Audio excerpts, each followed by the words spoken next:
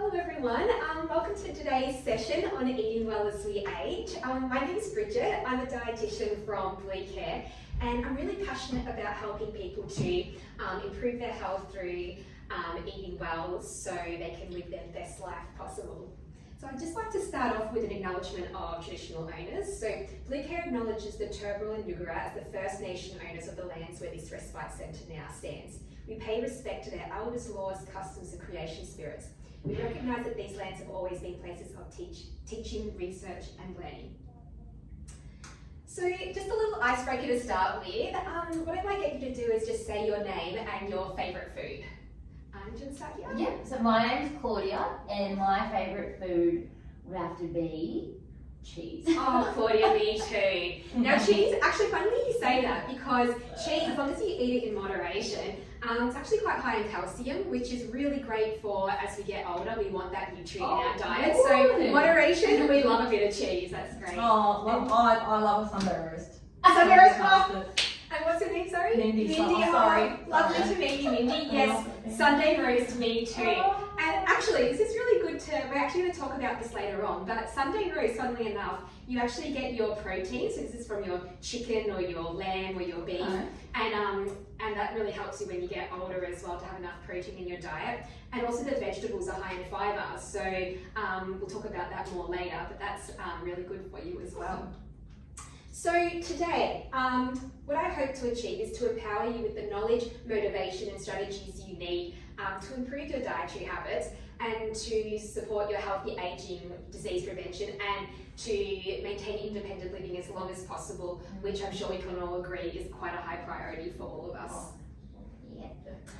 What we're going to cover today is why nutrition matters later in life. We're going to look at key dietary habits for you to adopt.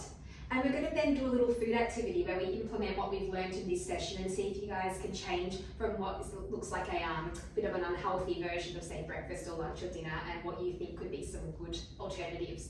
And then finally at the end, we're going to set a goal for the week that you can implement what you've learned today and hopefully to move towards those healthier eating habits.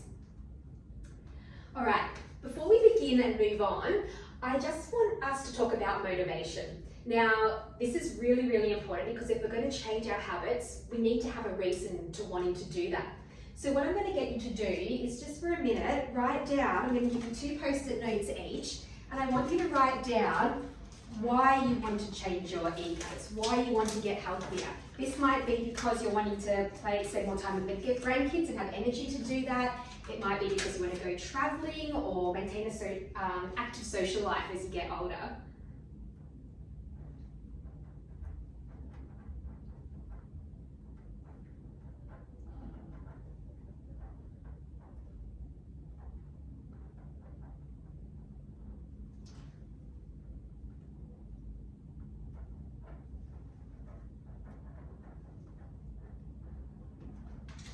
Amazing. So what I'll get you guys to do is I'm just going to pop these up here so you can see them. And as we move on through the presentation, if ever you're feeling, oh thanks Claudia, thank you. If ever we're feeling that we're like, oh gosh, this is just all a bit too hard, I just don't think I can change, I want you to keep looking up here because this is the reason we're doing it. This is why we're trying to change our diets and become healthier because these will allow you to achieve all the things you want to do up here. So I'll keep pointing to these throughout to remind us this is why we're changing. So, why eat healthy? Well, healthy eating helps us to maintain our strength, it helps us to maintain our bone health as we get older, it helps us to make sure we have enough energy, and it's also really good for our brain function. And these things are really, really important to ensure that we can maintain that all-important independent living that we all so much want to have as we get older. Now, before I go on, I'm just going to flip it through the other side and ask you guys, if you eat an unhealthy diet, say high in salt, high in saturated fats, those unhealthy fats, high in sugar, what are some of the conditions that we know this can lead to? Have you had a family member or maybe a sibling that has come up with? Oh yeah, John down the road had a heart attack the other week. Yeah, he exactly. eats rubbish all the time. Yeah, heart disease, exactly. Claudia, can you think of any? I think like cousin had, what's it called? Atherosclerosis. Oh yeah, atherosclerosis, exactly. That's great. Yes. Again, heart disease. Exactly. Yeah, So it's a hard one, that one. eating unhealthily. Yeah, massive heart attack. Yeah, exactly. So it can lead to all these conditions like high blood pressure, high cholesterol, type 2 diabetes, obesity, and heart disease. And I heard that actually some of you are quite interested in learning about what are some foods to help prevent the onset of dementia. Now, this is actually really important up here because research shows that these conditions here are actually a really high risk for developing dementia. So if we eat unhealthy, we're likely to develop these conditions, and then we are at a higher risk of getting dementia. So if we make sure to eat a healthy diet, we'll be preventing these from happening, and we'll be helping to our brain health as well. So evidence shows that while there's no specific nutrient that is proved yet to prevent dementia, the Mediterranean diet and the DASH diet together, so your Mediterranean diet, say eating your vegetables, fruits, grains, your healthy fats, your avocados, olive oil, and keeping your diet low in salt, these are the things that are going to prevent these diseases and prevent that dementia from developing. So, what can we do now to move towards a healthier diet? Now, the first thing we can do is aim for improve the variety in our diet. So, up here, what I have here is the Guide to Healthy Eating. Has anyone seen this before? Yeah. Oh, excellent. That's really good. Yep. So what it is, for those who don't know, it's just a plain model here. What we want to do is make sure that we eat a variety of foods from each of these 5 food groups. So we have our grains and we have our vegetables. We want to get a little bit of fruit, a little bit of dairy, and a little bit of protein in our diet each day. So I think, Mindy, before we discussed in your roast that you had some protein in there with your lean meats, your chicken or lamb. You can also have some tofu or beans there. And Claudia, we saw there with our dairy, you had some cheese there, some yogurt and whatnot. Yeah. We also want to make sure that we choose healthy fats. So by that I mean your olive oils, your nuts, your oily fish. We want to avoid those unhealthy fats, so found in like your takeaways and your processed foods and the chips, all the things that taste great but aren't so good for us.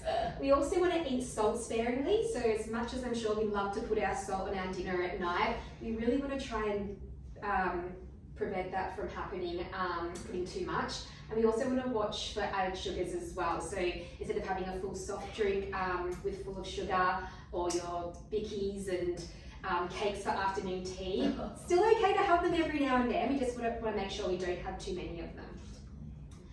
So those nutrients I was talking about before: protein, calcium, vitamin D and fiber. These 4 nutrients are the most important nutrients as we get older.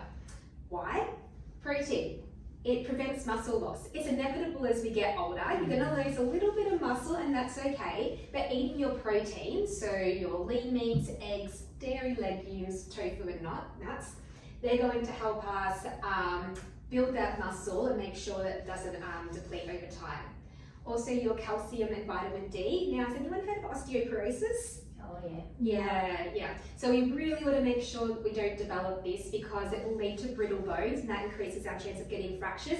So you've heard, I'm sure, as you get older, many more people are getting hip replacements. We want to try and prevent that. So if we consume calcium, and we can get this from our milk, your cheese, tinned salmon is actually a really good one as well. And for those who are vegan or vegetarian, your fortified milks, nut milks as well, as long as says it has calcium in it, that can be a good option as well.